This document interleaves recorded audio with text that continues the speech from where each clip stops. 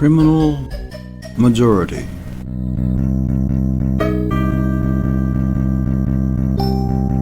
Criminals believe it is better to steal something than to work for it. The majority of the people in the world are criminals. They favor taxation, which is a criminal act.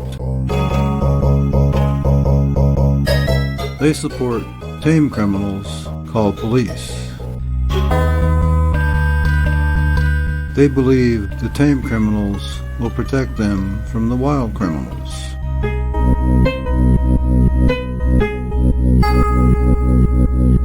Of course, they end up having to protect themselves, both from the tame criminals and from the wild criminals.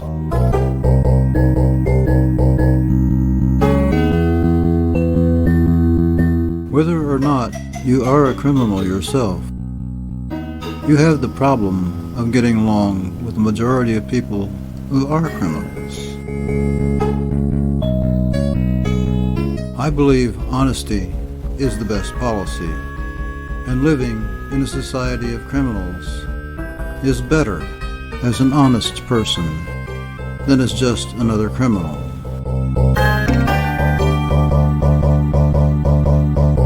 Criminals need people who know how to work. Even the most moronic criminal understands that.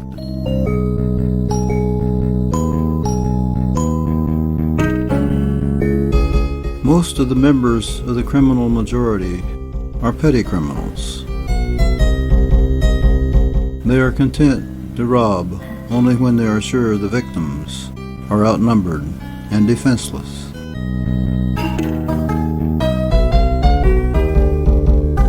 Mostly, they don't steal from family members or close friends. Obviously, if everyone were a total predator who never did any work, the society would quickly dissolve in chaos. In reality, most societies eventually do dissolve in chaos. But the process can take as long as several hundred years.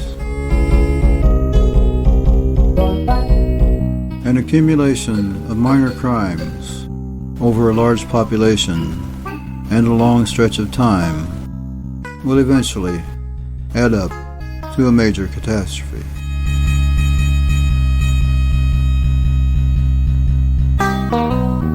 As the society becomes more and more criminalized, the level of coercion in the society rises.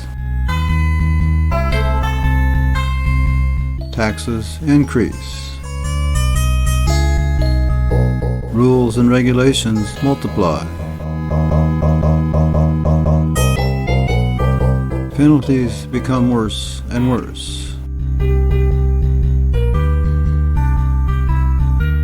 When the penalty is worse than the crime, the penalty is a crime.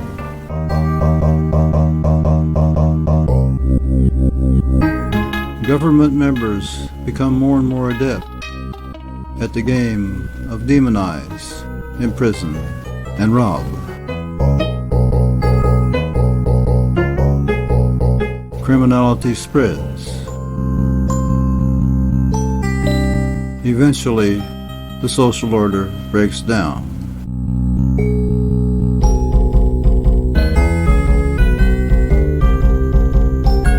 The majority of the people in the world are criminals.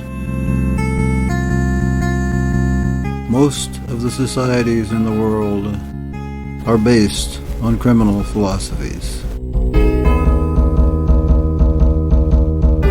When the divine right of kings to rule lost social traction, the world switched to democracy, socialism, fascism, and communism. These new governing philosophies promised to be a major advance. But there are now reasons to think that they were a giant step backwards.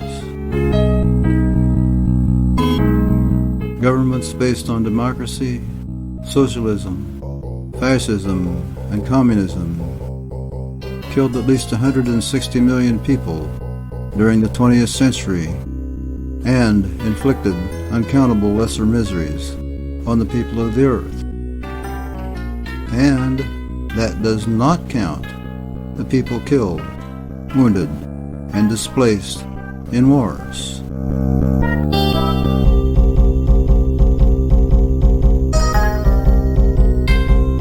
Democracy is a god that failed,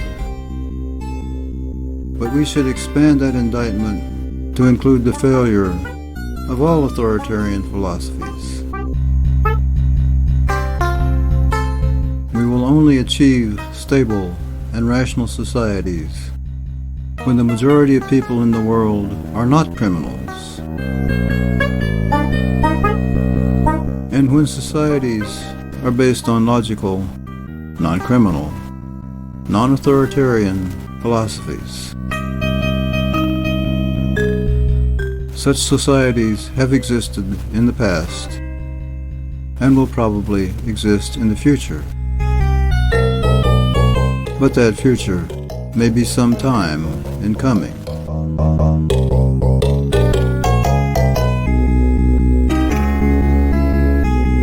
If you believe that taxation is criminal, should you pay?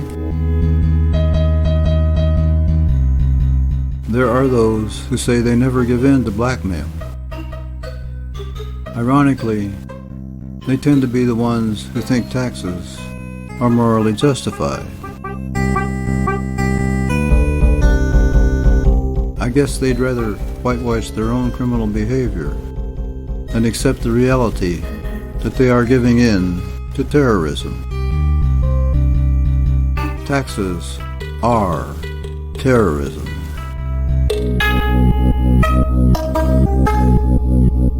There are very few who pay any more taxes than they have to, whether they believe taxes are morally justified or not.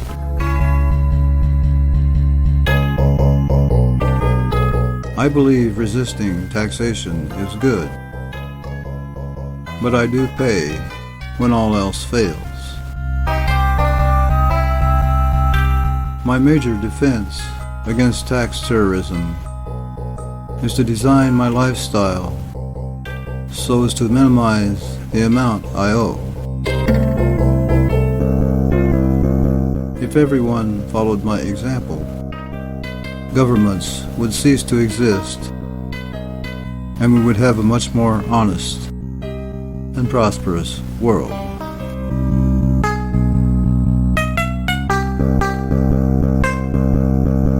Is it worth it to be honest in a criminal world?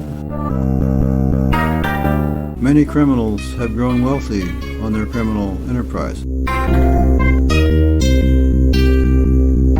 Many are even respected members of society. I read that an unusually high percentage of incoming members of Congress are millionaires. They're probably not going to get any poorer while they are in Congress, but the rest of us will.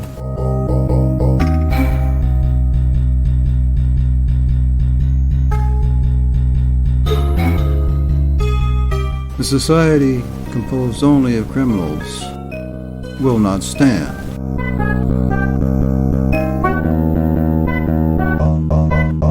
A society composed mostly of criminals is a society falling far short of its potential for peace and prosperity. Criminals seek advantage for themselves, no matter what the cost to everyone else. But criminals have trouble cooperating with each other. Honor among thieves is notoriously scarce. and that limits the political power of thieves and criminals. The mafia is famous for settling disputes with violence. But governments are even worse.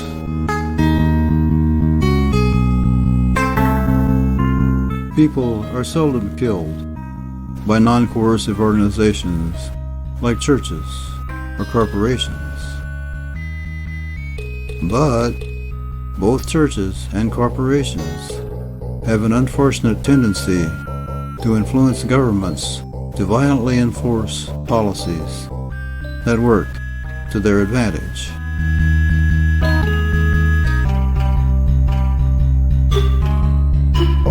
The criminal lifestyle is opulent but risky. The criminal trades short-term gain for long-term pain. Working for a living involves much lower stress, lower risk, and a great deal more personal satisfaction.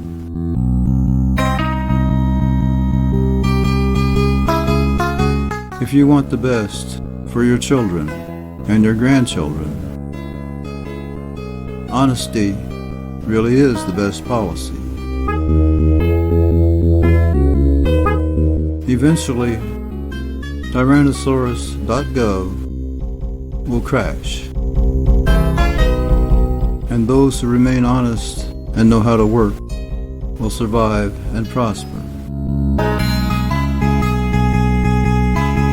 Criminals and their families will suffer the consequences they deserve. This may not happen soon, but decisions you make now will affect how you, your family, and your descendants are positioned when it does happen.